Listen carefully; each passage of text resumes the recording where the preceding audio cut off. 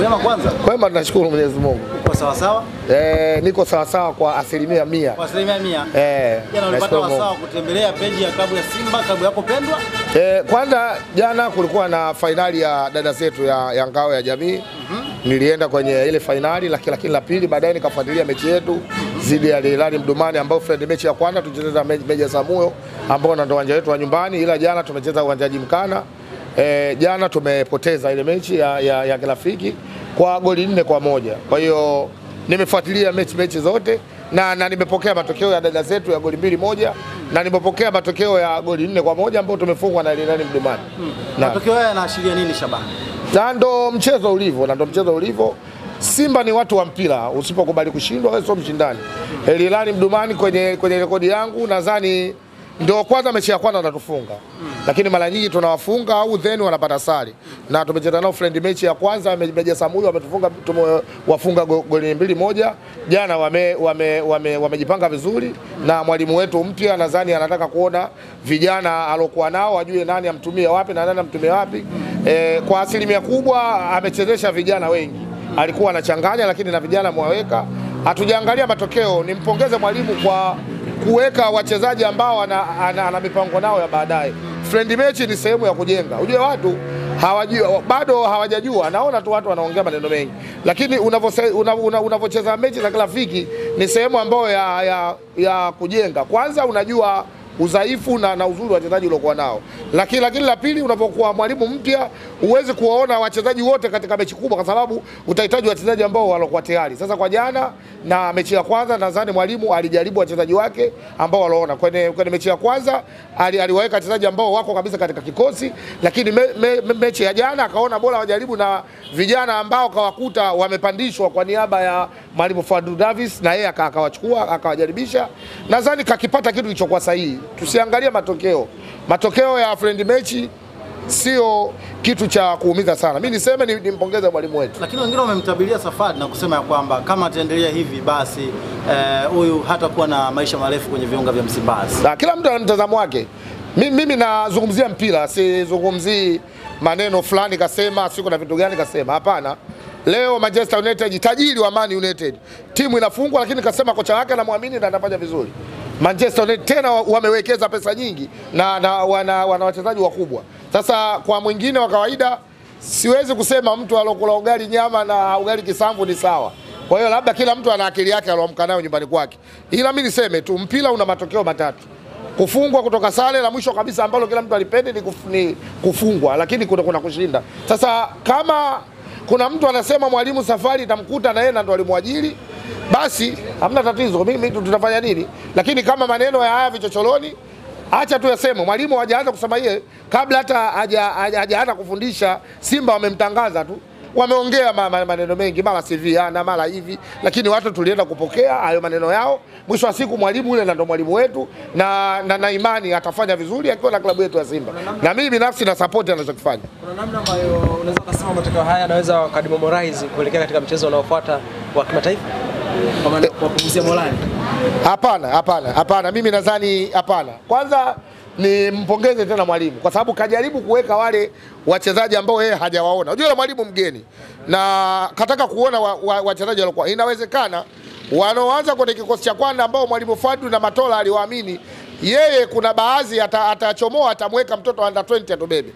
Hata Ulaya tunaona kuna wakati vijana ambao watu hawategemei ndo wanaenda kubeba vilabu vikubwa. Sasa mwalimu mzuri ndo uaga yule anaofanya hivyo. Angekuwa mwingine angewapangia Hilali Mdumani wachezaji wake wale ambao yeye kawakuta mwalimu Fadlu kawatengeneza. Lakini yeye anachohitaji kuona wachezaji alokuwa nao kama wako 35. Je, 35 hawa viwango vyao vinafanana vipi? Je, 35 hawa akiumia Roshan De Reuck, nani ataenda kulikava nafasi ya Roshan De Reuck? Ni sahihi au sio sahihi? Kwa sababu baada ya muda mfupi tutakuja dirisha dogo. Kama ataona wale ambao wanaenda kulikava kwenye nafasi ya wale wa kosi cha kwanza wako vizuri, ataangalia. Sasa usipojaribu kwenye friend match, utaenda kujaribu wapi? Huwezi kwenda kujaribu katika mechi. Kwa hiyo jana akajaribu na nimpongeze tena mwalimu. Kwa uweledi alokuwa nao wa kuangalia vijana.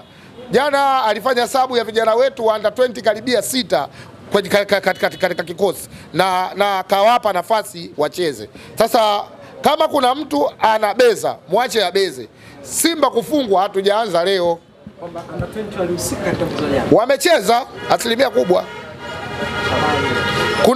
Kuna wachezaji wetu ambao wanakaa bench, lakini hata vijana wetu, kwa sababu hata mwanzo kaanza Hussein Abeli, lakini baada ya Abeli kufungwa baadaye akabadilishwa, akaja golikipa ambaye katoka under 20 kapandishwa na nadhani kamaliza mechi. Lakini sio huyo, kuna vijana wengine wamecheza. Sasa kama kuna mtu anabeza kufungwa friendly match, sikatazi mawazo ya mtu mwingine, ila mwalimu wetu nimpongeze tena, amekifanya tunachokihitaji na ndio kitu cha mpira. Kama umekuja mgeni, una wachezaji umewakuta 30 kwenye bench, usipowajaribu ukajua huyu analikava kwenye nafasi gani, atawajaribu nani? Kwa hiyo jana kwenye mechi ya friendly match zidi ya Al-Hilal Mdumani ni kipimo tosha sahihi kabisa kuona kwamba huyu nikikaa naye miezi 6 nikimpa mazoezi anaweza akalikava.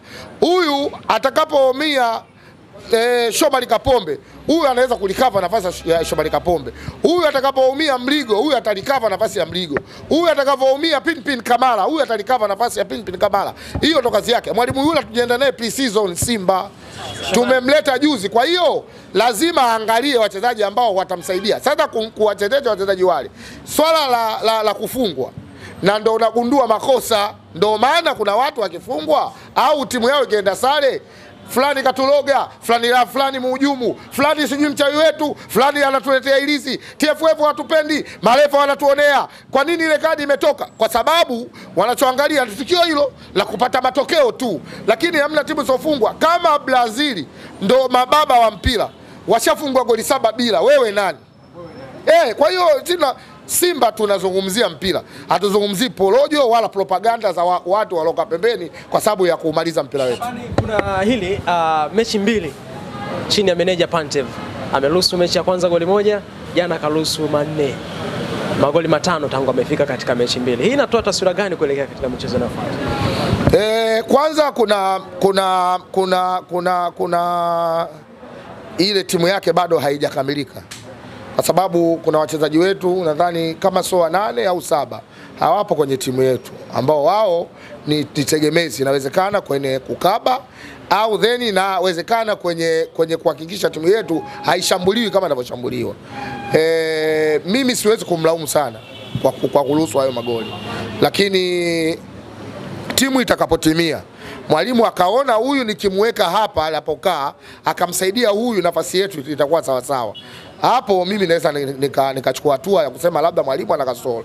Lakini kwa sasa hivi kwa kuruhusu hizo goli kwa upande wangu mimi yani siwezi kumlaumu mwalimu kwa sababu kafanya kile ambacho kinachohitajika. Nadhani Al-Hilal na Mdumani ilikuwa ni kipimo sahihi kuelekea katika mchezo wa kimataifa. Ni sahihi kabisa. Ni sahihi kwa sababu kwanza wao wanacheza mashindano kama sisi ya kimataifa, lakini then wameingiza maingizo mapya na wana mwalimu mpya. Kwa hiyo nadhani na wenyewe wanajitafuta. Mechi ya kwanza wamejipanga, wamepoteza dhidi yetu, lakini mechi ya pili na sisi tumepoteza dhidi yao. Kwa hiyo ukiangalia hapa kuna baadhi ya vitu vina uwiano.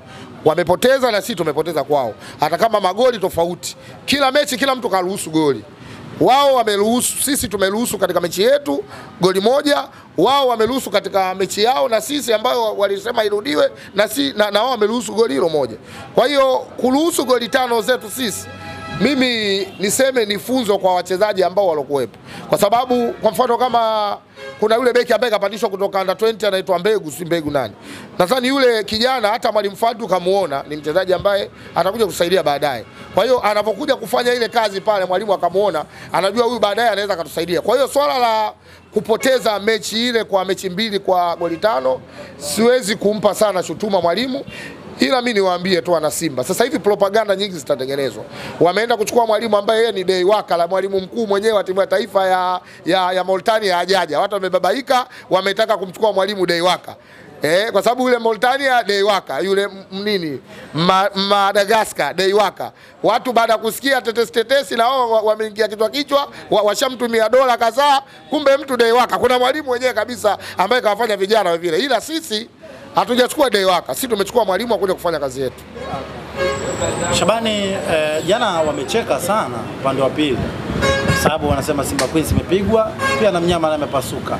Labda kicheko hichi kwa watu wa FIFA unalipi la kuambia?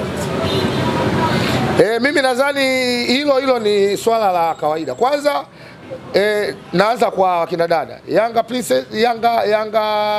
Princess, Simba Queen na JKT na Mashujaa wote walishiriki ngao ya jamii na kila mtu alihitaji kuchukua.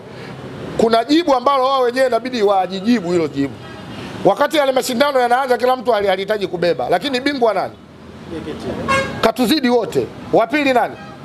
Simba Queens. Hao wengine wa nyuma kawazidi Simba Queens. Ina maana Yanga Princess na Mashujaa wako chini ya Simba Queens. Sasa kama mtu anacheka Simba Queens kuwa nafasi ya pili na yeye nafasi ya tatu, huo ni uzilo uliopitiliza, kwa sababu finali kacheza Simba Queens na JKT Queens. Yanga Princess na Mashujaa wamecheza nafasi ya best loser ya tatu. Sasa anapokucheka mtu wa tatu, wewe mtu wa pili, hiyo ni zero iliyopitiliza, double zero.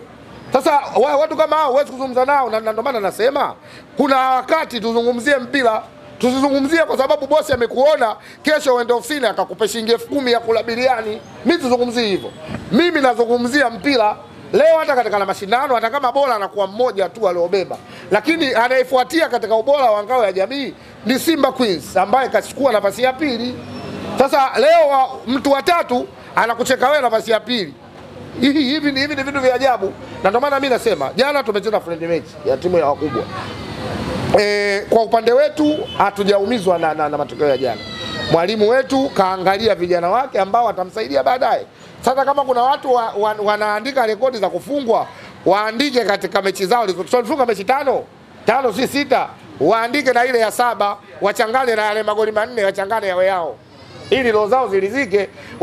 Ukienda kwa bosi umeka mikono nyuma, bosi akupe posho.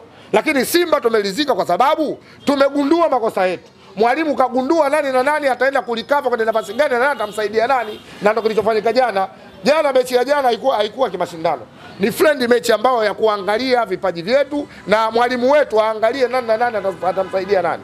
Sasa kama wao wanaona lile ni kosa au si tumefungwa wenyewe wamelizika, waache wafurahi, lakini hata wakifurahi vipi, sisi namba 5 katika ubora wa Afrika. Shukrani sana Shabani. Nashukuru sana. Shabani, tuendelee hapa kwanza mchezo wa kimataifa. Naam. Mara baada ya kumaliza mchezo wa kirafiki mnakwenda na Nsingizini. Na ile timu inaitwa Msingizini. Basi watalala. Msingizini. Kwa lugha yetu wao wanalala. Watalala vizuri. Watalala. Mambo ya ndumba nini hayo? Ubaya ubwela tu utawatembelea. Sasa kwani nafunga kwa ndumba. Hatuwafungi kwa ndumba. Sisi tunacheza mpira, ndio maana mpaka leo heshima yetu kubwa. Jana kuna comment moja nimeona wanasema ile ndio Simba ya bila waganga. Simba hiki ingia dhidi ya Nsingizini. Kwani mechi tunatocheza zote, kwa hiyo waganga ndio wanacheza. Kwa mujibu wao. Na ndio yale maneno ambayo tunazungumza. Kuna watu wao wamekalili kila mechi kushinda. Simba tunaga hivyo vitu. Simba tunajua kwenye matokeo ya mpira, matokeo ni matatu ya mpira, na ndo yalivyo. Ndio maana hata Simba tukifungwa hatuteteleki. Kama jana ulikuja uwanja wa KMC Complex finali ya JKT Queens na Simba Queens, ungegundua kwamba watu wa Simba ni watu wa mpira. Simba Queens wamefungwa, wana Simba wameonekana wana furaha kushinda hata JKT Queens. Kwa namna Shabani ambavyo mmeanza michuano ya kimataifa dhidi ya Gaborone United, una imani ya kwamba mnyama anakwenda hatua ya makundi? Mashindano makubwa, kila hatua kuna targeti zake. Hatuchezi kitoto, ndio maana heshima yetu kubwa. Unajua kinachotulinda heshima sio kama umenipa wewe heshima ile kwamba eti waandishi wametupa Simba tumekuwa bora, hapana. Heshima ile tumeipata kwenye pitch, wachezaji wetu wakiwa wanavuja jasho kuipambania nembo ya klabu yetu ya Simba. Sasa ikifikia wakati wa mechi za maamuzi, Simba tunafanya maamuzi.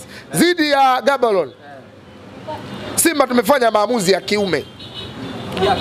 Tumemuondoa Gaborone kwa tulivyotakiwa kwenda katika hatua inayofuata. Kwa sababu hata wao walikuja hapa walijiamini kwamba wataenda hatua inayofuata, lakini wamekutana na mwamba ambaye yeye ni bingwa wa maamuzi kwenye mechi za maamuzi, hasa wakiwa katika uwanja wa nyumbani wa kufanya maamuzi, na tumefanya uamuzi ule.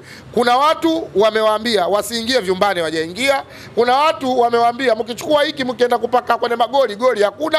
Kuna watu wamewaambia mambo mengi, lakini mwisho wa siku, kwa sababu sisi ndio bingwa wa maamuzi, mechi ile aliyoenda kwenye hatua inayofuata, yule anayefanya maamuzi kwenye sehemu sahihi ya kufanya maamuzi, na mtu huyo ni mmoja tu katika Sekafa, ni Simba Sports Club. Katoka kwenye hatua hiyo kaenda katika hatua ya maamuzi. Sasa hata mechi za maamuzi zingine, wakati ukifika, tutajua tunaingiaje kwenda kufanya maamuzi kwenye mechi zingine, ila si na ndoa kubwa kufanya maamuzi. Lakini Shabani, umeonekana kama kumdharau mpinzani ambaye mnakwenda kukutana naye, Nsingizini Hotspurs. Jina hili kama unavyolitamka na unasema kwamba wanakwenda kulani, kama sasa mmejisahau hivi, mnawadharau kwa namna fulani. Shabani, hebu tuzungumzie kwanza hapa. Shabani anasema kishabiki, yeye ni mshabiki, hawezi kusema kwamba timu yetu itaenda itafungwa. Lakini kuna mtu tumemwajiri, meneja Pante, yuko na wachezaji wetu, anafanya kile kinachohitajika kufanywa kwenye pitch. Mimi nasema ikifika siku ya mechi ya Nsingizini, mimi nitakaa jukwaani kusapoti timu yangu zidi ya Nsingizini. Nsingizini. Wachezaji chini ya mwalimu wetu ambaye ndo meneja boss katika benchi letu, yeye ndo amewatengeneza wachezaji wetu kwenda kupata raha ambazo leo mimi Shabani nazizungumza. Sasa ukisema tunabeza mechi, utakuwa unakosea, wakati timu toka mwalimu amekuja iko kempu na mwalimu anatengeneza vile vitu ambavyo tutaenda kuvipata raha uwanjani siku ya dakika 90, na ni mechi ya maamuzi. Na unapokutana sehemu ya maamuzi na ukakutana na Simba Sports Club kwenye maamuzi, basi ujua bingwa wa maamuzi atakuwa bwana ubaya ubwela Simba Sports Club. Kuna watu tumewafanyia maamuzi katika uwanja wa maamuzi kwa sababu timu yetu ni ya maamuzi. Kwa hiyo mimi nasema hivi, Nsingizini. Tumuombe Allah tarehe 19 kwa tarehe 25. Kama Nsingizini, basi sisi tutawaweka, watakuwa usingizi watalala moja kwa moja. Shabani, ukipata wasawa kuwashauri au Nsingizini, unalipi la kuambia Nsingizini? Waje kwa tahadhari, wasichukulie poa kwamba Gaborone wamekuja hapa mpaka sare, basi wakamkuta mnyama kalala wakaanza kushika sharubu. Kitakachowakuta watajutia mpaka katika familia zao. Ujue mnyama kadri muda unavyozidi kwenda na mechi zinavyozidi kwenda mbele, na yeye ndo anazidi kubadilika katika staili yake kwenda kwenye hatua zile. Kuna watu hizi hawajui kuzicheza, ndo maana haiwezekani leo unacheza timu kama USM Alger tena nyumbani kwako, unahitaji goli moja uende hatua ya maamuzi, unashindwa. Sijui umeelewa vizuri. Lakini angekuwa mnyama mwana ubaya ubwela, anataka maamuzi kumtoa timu kama USM Alger katika uwanja wa nyumbani, tungefanya hilo. Lakini kuna watu wameshindwa.